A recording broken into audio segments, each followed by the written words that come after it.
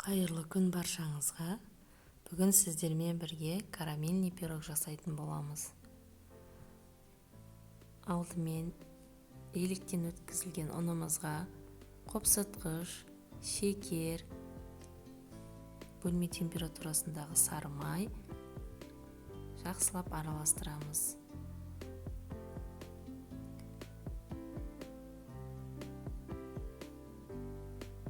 Және жұмыртқамызды салып, тестамызды біріктіреміз. Тестамыз дайын болды.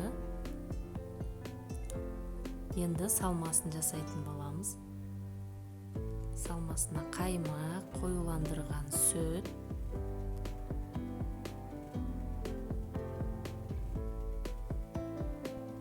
және жұмыртқа керек болады.